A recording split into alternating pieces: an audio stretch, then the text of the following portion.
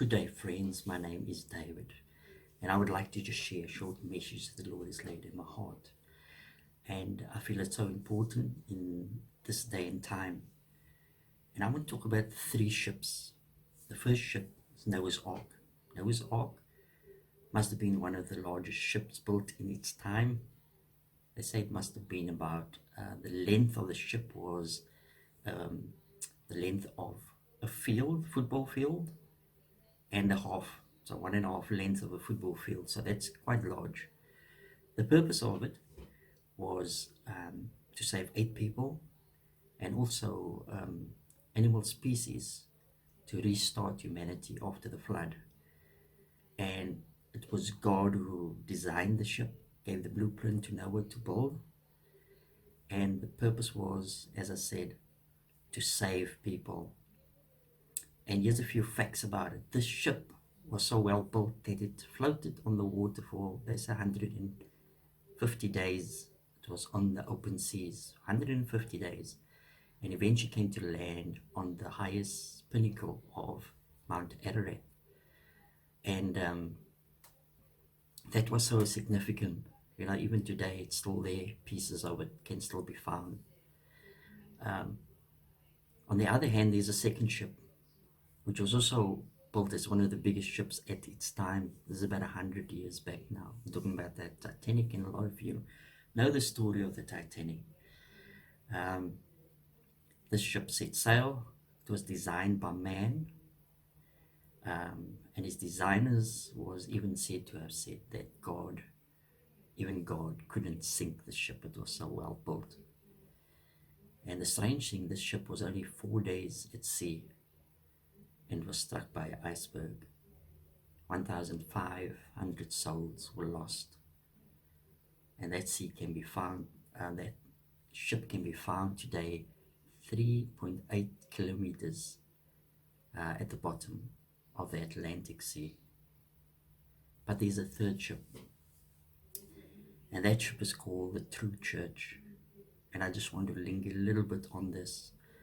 That ship has been built, and it's waiting for the last few members to step on board before God himself, like he did in the day of Noah, closes the door. And my question is to you is, are you on board? And just a few warnings. The Bible talks about in the last days, there's going to be many false prophets. There's going to be false gospels preached, which we find a lot in our churches today. And this is more of a warning, not only for Christians, but for the unbeliever. There's only one gospel, and that's the true gospel, found in John 3, verse 16.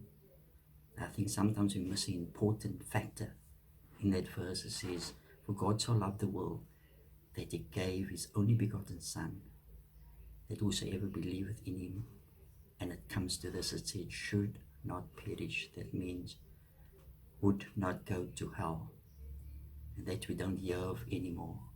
We hear about the gospel, that Jesus is a loving God, and that he wants to give us the world, but we don't preach about what will happen if we don't accept him as Lord and Savior in our life. And that's what I just wanted to bring across.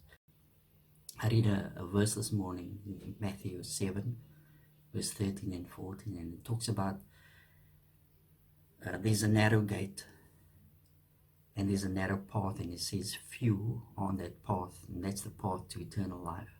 But there's also a broad gate, a broad path, and many will find or be found on that path leading to eternal damnation. And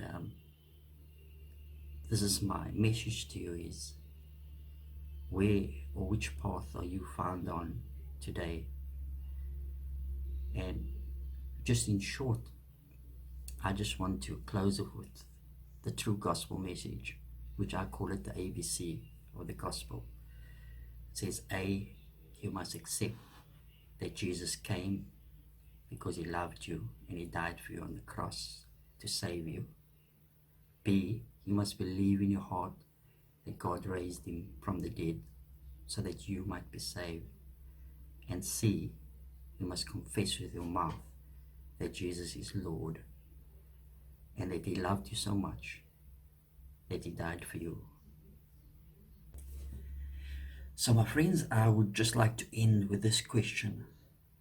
The third ship is waiting. Doors are open still. Are you on board? If you haven't accepted Jesus in your life yet, now is the opportunity. Now is the day of salvation. Don't wait for tomorrow. I hope this message was an encouragement to you, and I just ask that God might bless you and give you the wisdom to make the right choice and choose life. God bless.